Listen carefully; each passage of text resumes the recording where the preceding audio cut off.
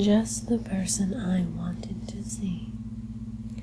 Please come in and have a seat.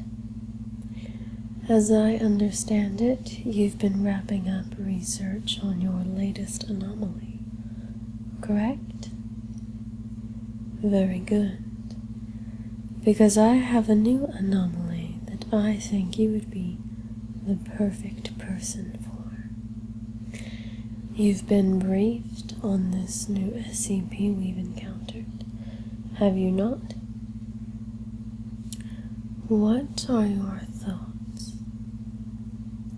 Yes, it is a very peculiar situation, but not one that is entirely foreign to me. Although this SCP is very unique, I have dealt with SCPs of a very similar nature in regards to the invasion of a host's dream.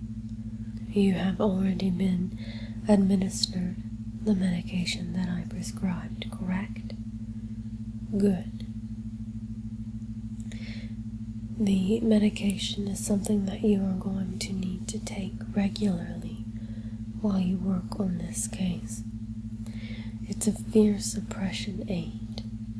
One of this anomaly's weaknesses is that it can do very little to those who either are unaware of him or unafraid of him. Since the discovery of this SCP, I've had task teams out gathering any and all information they can find on it and pipelining it back to me. Knowledge of SCP-K is strictly need to know.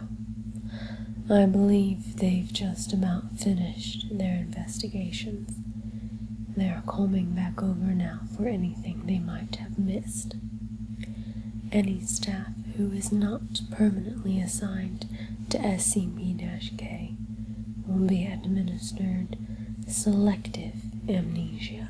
Since you're going to be taking this on as head researcher, I'm going to be briefing you on what we know so far. SCP-A, the civilian who contacted me, who you can see on the other side of the viewing glass, is the first person to have interacted with SCP-K for years. Apparently, -A has a fascination with the macabre and accidentally unleashed SCP-K, who had been dormant for years because no one remembered him. -A dug around enough to put the pieces together. Although they do not have all of their facts straight, it was enough to open a connection to SCP-K. -K needs -A in order to spread the fear of himself, so he can continue his reign of terror. However, we have interrupted that plan by keeping -A contained. -A is being administered small, concentrated doses of the Russian sleep gas, and has not slept since we secured them. Yes, I am aware of the risks, but I've been having the gas developed, and I have a much safer and practical prototype that we are currently administering. We are carefully monitoring brain function and vitals. Besides the obvious stress that would be expected in this situation, -A remains very healthy. I'm doing what I can to keep them that way. -A is a civilian who became a victim. I told them I would do what I could to purge them of -K, but knowing what I know now, I believe their fates may be too intertwined to allow -A to leave the Foundation. It may be best that -A remains in our custody, but I would like -A to be provided for as well as can be expected for the remainder of their natural life. however long that may be.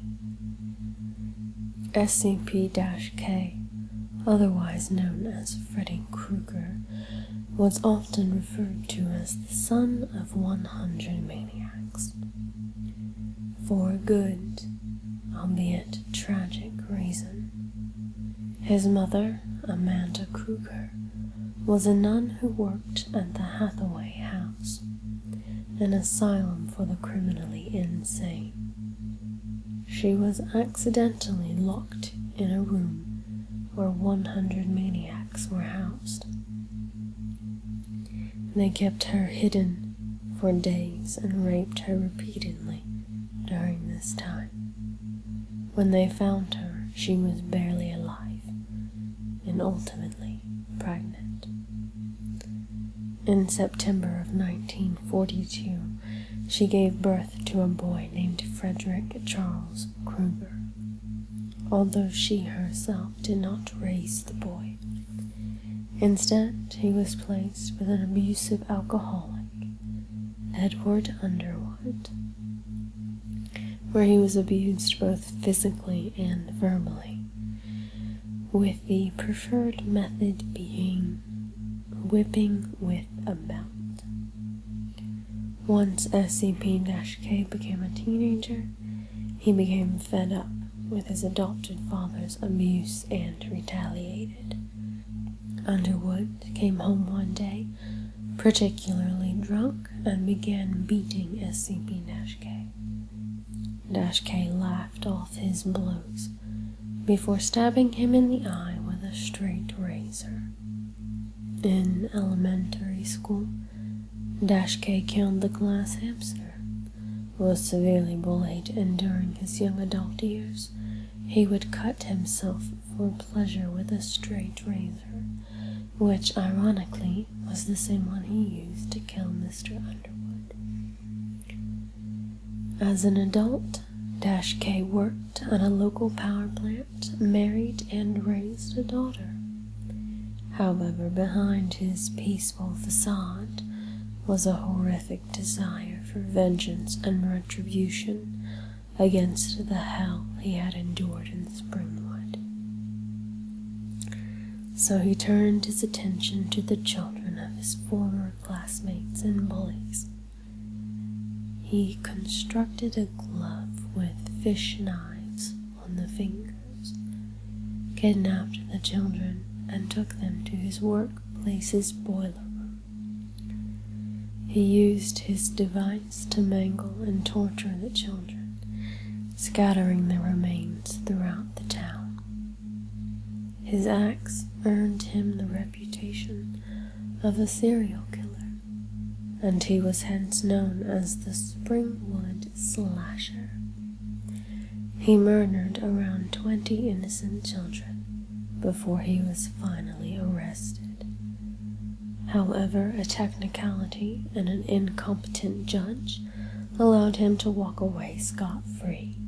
Of course, the townsfolk were furious and decided to take the law into their own hands, cornering him in his lair, dousing it with gasoline, and setting it ablaze. They thought that would be the end of it. However, while the building was burning, SCP-K was approached by dream demons who offered him the ability to continue his killing spree in the dream world. Yes, it is quite the story. These dream demons are no stranger to me.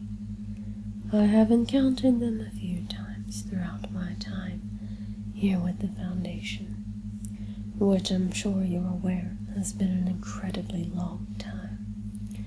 We have pursued more knowledge of these demons and have attempted to capture them, but to no avail.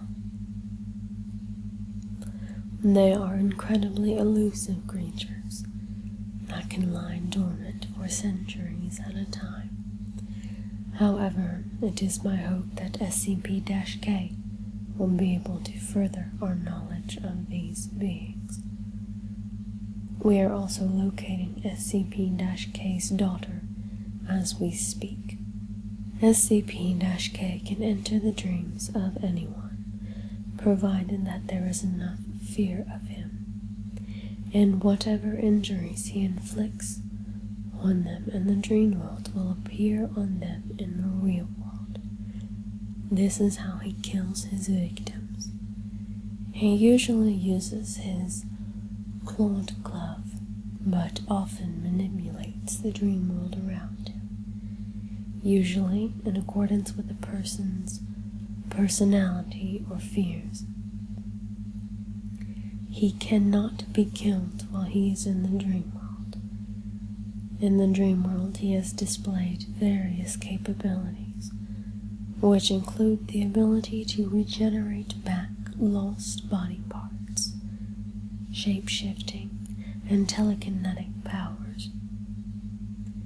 In the real world, he has enhanced physical capabilities and is quite adept with his metal claws and can withstand an incredible amount of damage that no living human can take. However, SCP-K seems to have a few very crucial weaknesses.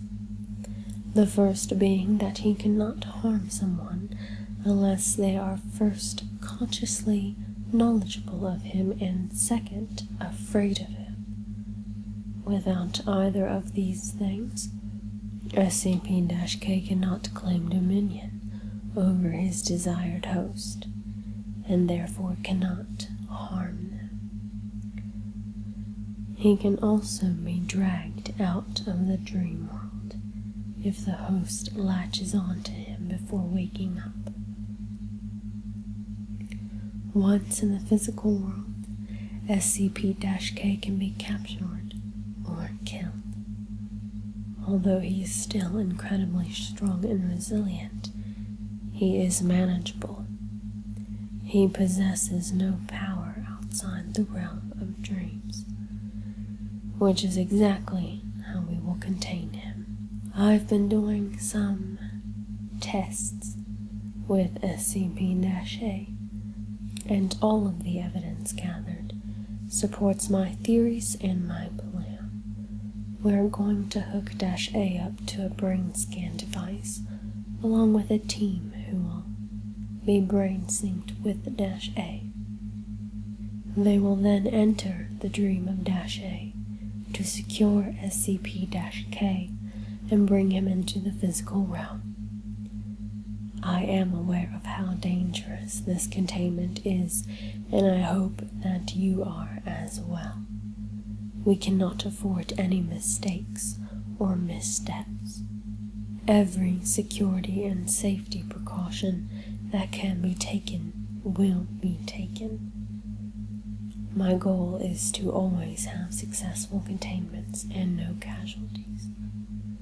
You can see the full directives that I've written up in collaboration with the security detail.